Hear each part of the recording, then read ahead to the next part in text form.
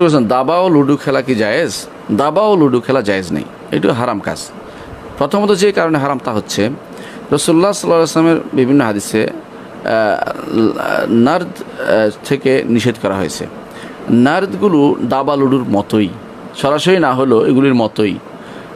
রাসূলুল্লাহ সাল্লাল্লাহু আলাইহি ওয়াসাল্লাম নার্দ থেকে, নার্দেশির এগুলি থেকে নিষেধ করেছেন। এগুলোর মতোই এগুলোর দাবা এবং লুডু এবং বড় ধরনের পার্থক্য নেই।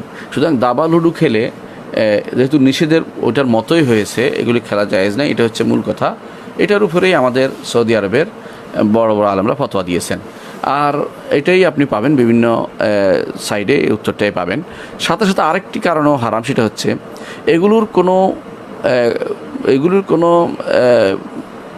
উপকারী কোনো দিক নেই, শুধু ক্ষতি ছাড়া। 3 নম্বর আরেকটি কারণে সেটা হারাম। রাসূলুল্লাহ সাল্লাল্লাহু আলাইহি ওয়াসাল্লাম বলেছেন, মিন হুসনি ইসলামিল মার'i তারকুহু মা লা ইয়ানিহি।